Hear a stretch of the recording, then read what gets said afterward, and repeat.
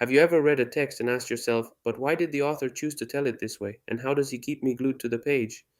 If the answer is yes, then prepare to discover the invisible secrets behind every word, every sentence that moves you, informs you, or guides you. Every time you open a book, read an article, or follow a recipe, you are interacting with a complex world of words. But behind what appears to be a simple succession of sentences, there is a real architecture hidden. Today, I'll take you on a fascinating journey to discover text typologies, the invisible patterns that shape everything we read and write. Together, we'll understand how these structures aren't trivial details, but rather powerful tools that writers use to capture our attention, inform us, or guide us step by step. We will reveal how words are assembled to create worlds, describe details, or give clear instructions, transforming the way you read and write forever. Let's start from the beginning. What is a text typology? Imagine having a toolbox, and each tool is specific to a certain job. Similarly, text typologies are like different types of texts, classified according to their main purpose, what they want to communicate to us, and how they are structured. Not all texts are created to do the same thing. A novel, an instruction manual, and an advertising flyer have completely different objectives, and therefore use different linguistic and structural tools. Understanding these distinctions is essential not only for better reading, but also for more effective writing. Today we'll focus on three fundamental pillars, three categories that will help us decipher much of the written communication we encounter every day. We'll talk about narrative text, which takes us into worlds and adventures, descriptive text, which allows us to see with words, and regulatory text, which gives us the rules and instructions for doing things the right way. Get ready because we're about to get our hands dirty. Let's begin with the type of text that, perhaps more than any other, has the power to captivate us and transport us elsewhere, the narrative text.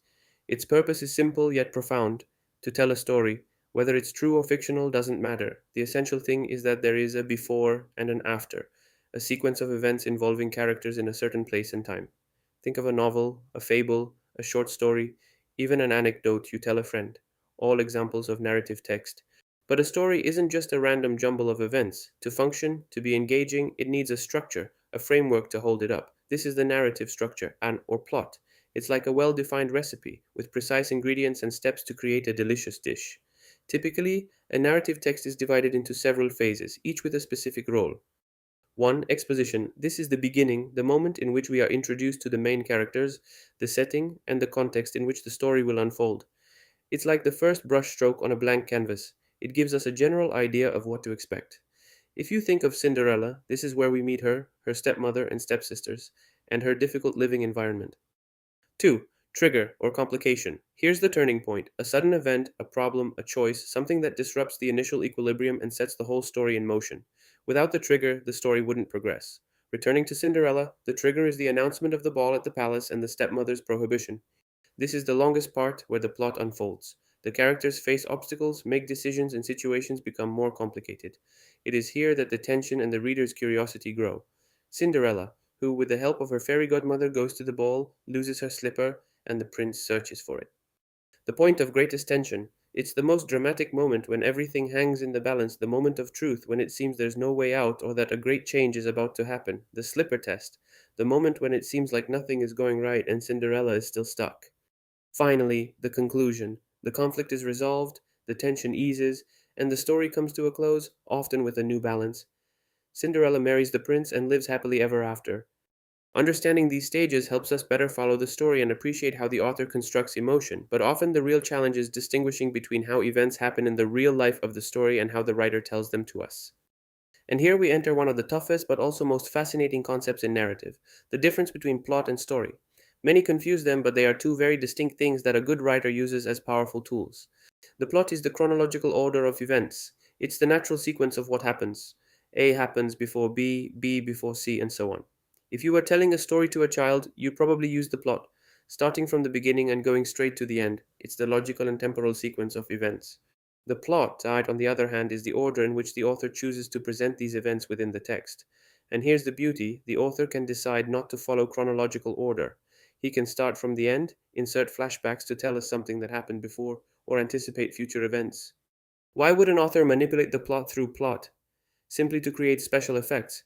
Imagine a detective story. We don't start with the discovery of the culprit, but with the crime itself. Then we investigate, discover clues from the past, flashbacks, and only at the end is the truth revealed. This creates suspense, mystery, and curiosity. Think of a film that begins with a breathtaking scene and then rewinds to explain how it got there. That's the plot playing with the plot. Two of the most common narrative devices that manipulate the plot are flashback, a leap back in time. We're told about an event that happened previously. It serves to give depth to the characters, explain motivations, and reveal secrets. Previews, a leap forward in time. The author reveals a fragment of what's to come. This can generate curiosity, foreboding, or a sense of inevitability. The goal of this manipulation is clear, not only to inform the reader about events, but above all, to involve him emotionally, surprise him, make him ask questions. Another crucial component of any story is who tells it and from what perspective. The narrator is simply the voice that tells the story. Be careful, they're not the author. The author is the actual person who wrote the book. The narrator is an entity within the story created by the author who acts as a guide. We can mainly distinguish two types of narrator. Internal narrator, he is a character in the story. He narrates in the first person, I.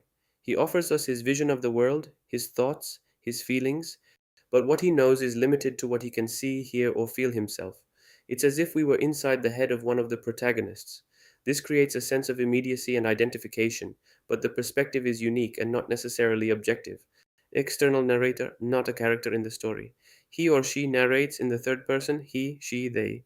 He or she stands outside the story and can be of two main types, which bring us straight to the concept of point of view. Point of view, or focal point, is the perspective through which the story is told. It's like the camera lens through which we see events.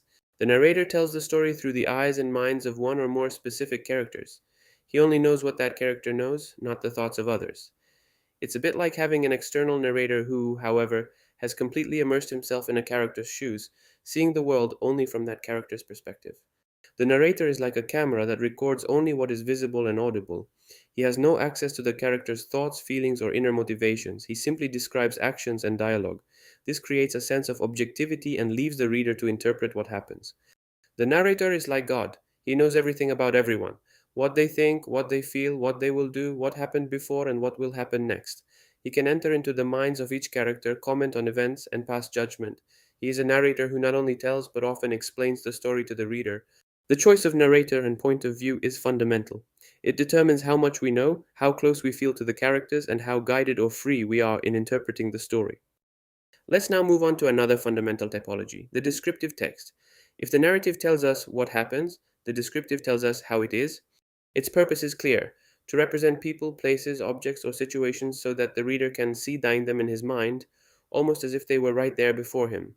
It doesn't tell us a succession of events, but provides us with a photograph, say, a snapshot. This type of text aims to provide detailed information on various aspects: physical ones, shape, color, size; sensorial ones, smells, sounds, tastes, tactile sensations; and in some cases, even emotional aspects related to the object of the description. Think of a tourist guide describing a monument, an identikit of a criminal, a piece of furniture illustrating a sofa, or a poem painting a landscape. When we talk about description, we must immediately make a crucial distinction between objectivity and subjectivity. Objective description is like an expert's report. It focuses on concrete, measurable, and verifiable data, leaving no room for personal interpretation, emotion, or value judgments. Use neutral, precise denotative language, i.e., words are used in their literal meaning. Specific terms, numbers, and technical data are used. Typical examples are found in scientific texts, such as the description of an organ in an anatomy manual, or in technical texts, such as the specifications of a product in an instruction manual. If I told you, the table is made of light wood, 2 meters long and 1 meter wide, with 4 cylindrical legs, this would be an objective description. It doesn't express preferences, it doesn't add sentiments, it limits itself to the facts. It's essential for providing unequivocal and impartial information. The problem here is the difficulty of maintaining complete detachment, but the goal is clarity and absolute precision. Subjective description, on the other hand, is like an artist's painting. It isn't limited to facts, but includes the author's personal impressions, emotions, judgments, and moods regarding what he's describing. The language is evocative and connotative. It is rich in rhetorical devices such as metaphors, similes, and personifications, which serve to convey sensations and feelings rather than simple facts. If we return to the previous table and say, the old light wooden table, worn by time and memories, stood majestically in the center of the room, its cylindrical legs looking like pillars of a glorious past, then I have introduced emotions, worn by memories, judgments, majestic, glorious, and rhetorical figures, pillars. The goal of subjective description is to create a vivid and engaging image that evokes emotions in the reader, making them feel part of what is being described. We find it very frequently in literary texts, poems, novels, or artistic texts where the author seeks to express their personal vision and influence the reader's perception. The challenge here is the ability to evoke without being overly abstract to make the emotion visible. Finally, we come to the last of our typologies, the regulatory text. This type of text doesn't tell stories or describe worlds, but has a very practical and direct function, providing instructions, rules, and prescriptions. Its primary purpose is to guide the reader in carrying out an action, applying a procedure, or following a behavior. It's the text that tells us how to do it or what to do. Think about how many times a day you interact with regulatory texts: the recipe for baking a cake, the instruction manual for assembling a piece of furniture, the highway code, the rules of a game, the safety regulations on an airplane. All these texts have the same goal: to ensure that you do something correctly and safely. The key characteristics of a regulatory text are clarity. Every single instruction must be unambiguous. There can be no double meanings or ambiguities because a misinterpretation could lead to disastrous results: a burnt cake, a collapsing piece of furniture, a car accident. Precision. Words must be carefully chosen to convey exactly what is meant. There is no room for stylistic flourishes or metaphors. Communication must be direct and to the point. Order. Instructions are almost always presented in a logical numbered sequence, step by step. Order is crucial because skipping a step or performing it in the wrong order can jeopardize the entire process. To make these instructions effective, regulatory texts often use imperative verbs: mix, cut, insert, wait. These are direct commands that leave no room for interpretation. Verbs in the future tense: si procederà a, si deve essere, especially in more formal texts such as laws or regulations, where what will be mandatory is indicated. Graphic layout. They are often accompanied by images, diagrams, charts, or bullet points to facilitate understanding and visualization of steps. Think of a first aid infographic or step by step drawings from a manual. A climax in appearance in a regulatory text is the moment when it becomes clear whether the instructions have been followed correctly and the objective has been achieved. The problem is the potential difficulty of translating complex concepts into simple universal instructions suitable for everyone. For this reason, the skill of anyone writing a regulatory text is to anticipate any potential doubts or errors the reader may have. The ultimate goal of the regulatory text is twofold: to ensure the correct execution of the instructions provided and consequently to allow the reader to obtain the desired result without any problems. And so we come to the end of our journey through text typologies. We've seen how every text has its own personality, purpose, and well defined structure. From the story that makes us dream to the manual that allows us to create, through the descriptions that make us see, every word is a piece of a larger puzzle. Understanding these structures isn't just an academic exercise, it's a fundamental skill that improves our ability to read critically, to understand the writer's intentions, and above all, to write more clearly, effectively, and convincingly ourselves. Now, when you read or write, you'll no longer see just words, but entire architectures of meaning. If you enjoyed this insight and want to continue exploring the world of communication, click here for the next video.